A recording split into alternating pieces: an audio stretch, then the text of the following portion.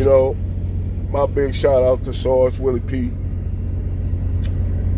And Sarge Willie P, man, hey, I've been listening to that brother for years, man, since I've been on YouTube. You dig? And one thing that I noticed, even with me, and you see the situation, I was the main one talking about these young black men need to do this, these young black men need to do that, they need to get out to these streets, they need to do better. But then when you realize, okay, if these young black men stop doing that, what do we have, our community have to offer? And this is what I was talking about Charleston White. When Charleston White said he started thinking about his family, doing for his family because the black community broke. And I said, well, I understand Charleston White situation, and I definitely understand this because he was talking about the same thing, black people need to do this and that. I said, okay, what do you have to offer to get these black men off the street and keep them from doing criminal activity? Not shit. So we don't have nothing for young black men. Why I say what we say, YNs, to basically do anything to change their lifestyle, because right now young black men in survival mode. In survival mode. And this is what happens when you are people that prolong exposure to poverty. You know, and you gotta survive. And you know, you'll have no opportunities. None. Nobody, the elder in our community haven't built or established it. Or when we did try to establish it, white people destroyed those thriving black communities because they felt that if they couldn't have control over our communities financially, we shouldn't have them. And that's basically why they destroyed all those thriving black communities back in the early 1900s, where you had all these thriving black communities like Black Wall Street in Tulsa, Oklahoma, Elaine, Arkansas, Slocum, Texas, Wilmington, North Carolina, Omaha, Nebraska, East St. Louis, Seneca now Central Park. All these, them just the name a few of those black communities that were not utterly burnt down and destroyed for any reason that white people decide to destroy those communities.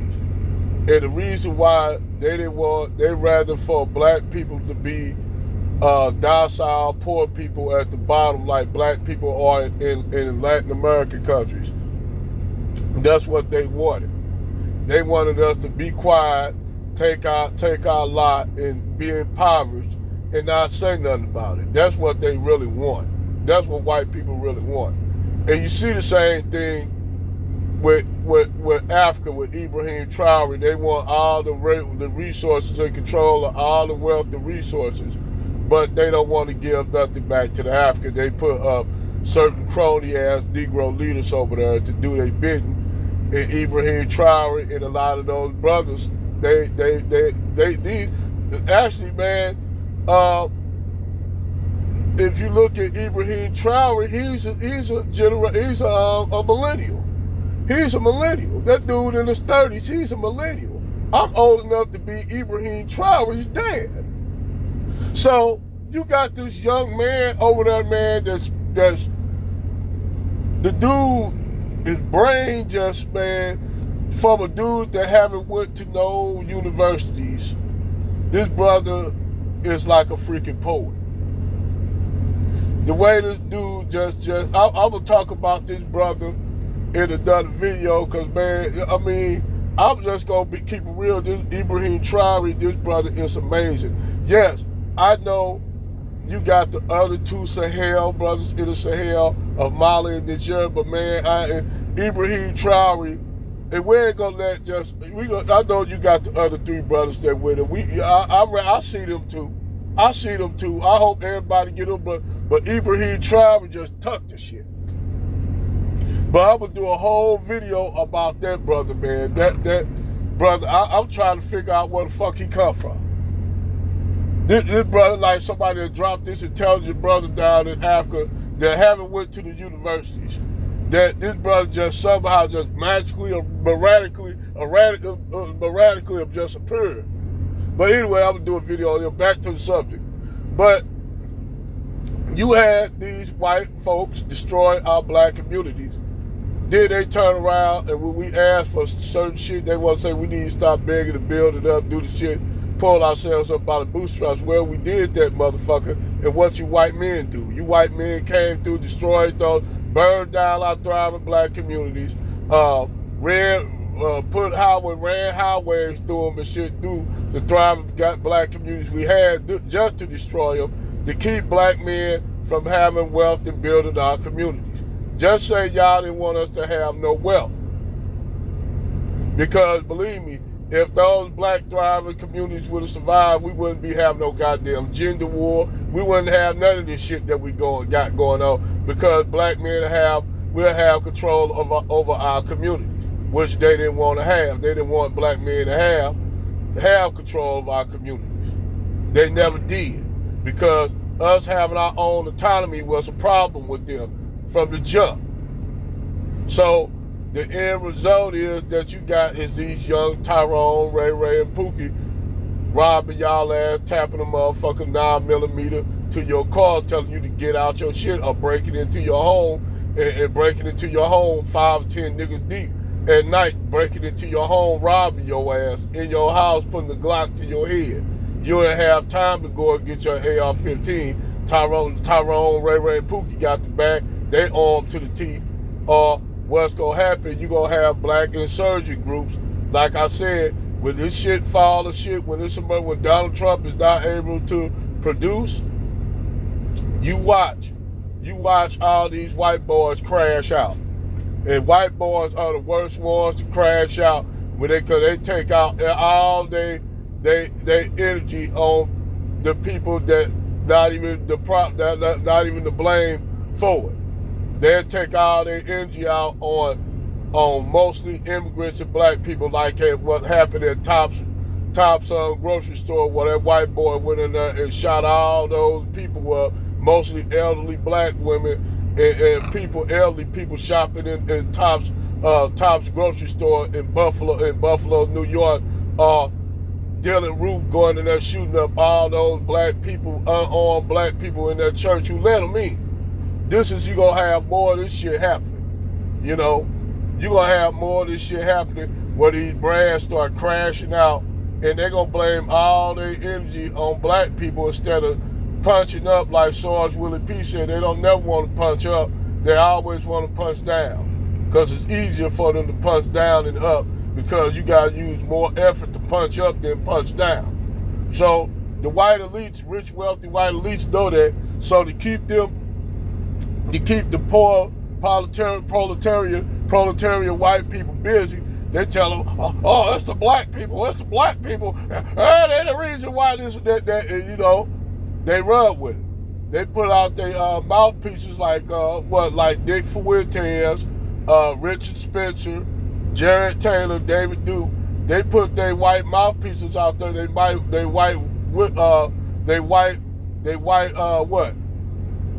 White whisperers, white man whisperers out here to tell them that it's because the black man and blah, blah, blah, blah, and the proletarian white men go with the shit. So they'll go around attacking black men and doing our black people in general. And we the bad guy, even though we don't have nothing to do with the economic situation of this country. They don't have shit to do, and actuality, we're in a worse condition. So you have to attack the people at the very bottom, so that the rich, wealthy elite, the 3% at the top, can be able to breathe. So they won't have the white folks the poor proletarian white people coming after their ass, because you'll have some of these white people now, some of them waking up. And what happened when you have those white boys that wake up and see who the real enemy is, guess what happened? The shit happened like Luigi Mangione killing the United Healthcare, deleting the United Healthcare CEO. That's what you have, and that's what the rich, wealthy, white elite afraid of. White proletarian white boys waking up and not looking at black people as a threat, but looking at the white people at the top, the wealthy elite, who are the real problems. Because they don't want to give you gainful employment. They don't want to pay you anything. They don't want to pay white people. That's why you got white men now damn near at the same situation that black men have it. Then you add on now, due to white women turning like black women now, the white women even starting to turn like black women, like damn near like black women now. You got the white women now treating white men like black women treat black men when you ain't able to produce. You a dusty and shit like that. You got white women treating, now I see white women treating white men like black women treat white men. Like black women treat black men. You got the same situation going on because now you got brothers, white guys who don't have, white men don't want to pay them no shit. Then you got AI doing this shit, and you gonna have, like I said, by AI taking over a lot of corporate jobs and shit, now you gonna have a whole lot of women out here. Like now you got a lot of, like I said, to show you how much I told Krishna how much white men care about black women. They got rid of all the black women first, but you know who still kept their corporate jobs? For all you black women who think Brad go love y'all, Brad let all the Keishas go, but kept all Becky, getting them all kinds of training because they know they got to keep their white woman, because their white woman is very important to their nation, not your nigga ass. So, like I said, the white people know they got to keep their people relevant. They know that. Now, they don't want to pay you shit, but they got at least, like Sergeant Willie P said, they going to have to do something, because if they don't do nothing, these white folks, some of these proletarian white folks starting to figure out. They're starting to figure out that who's the real enemy are. Some of them waking up. I ain't saying not, enough. You still got the white nationalists, the white supremacists and shit, white boys out here. They're ready to crash out. They're ready to do some purge and shit. They're ready to go to the nearest black community and purge. That's why when Donald Trump got in, that's why you had them white boys who neo-Nazis and shit, like Stormfront and all them trying to march down there and outside to that one of the thriving black community that somehow miraculously survived. They call themselves trying to march down there with all their AR-15s and fucking neo-Nazi flags in his black community during the school day, and the black folks down there wasn't having it no more. So what happened? Them black men and black women came out there booted and suited up and said, "What's up?" And you see the white boys, what happened? They tucked tail and ran and left all their flags, left their colors. The white boys didn't expect to see brothers and sisters out there, my real sisters that's down to scrap. My real black women that's down to scrap, that ride with a brother. They didn't expect to see the sister soldiers out there with motherfucking brothers like Malcolm X, like Ibrahim Traore out there with their AR-15, ready and booted and suited and ready to rock. Got it cocked, locked, ready to rock, booted and suited, Jack. The white boys didn't expect that shit, so they ran. But like I said, you gonna have some of these white folks when the shit get dirty, you gonna have some of these white boys gonna crash out, and the first ones they gonna lash out the anger at is the black community. That's the first one they gonna lash out at.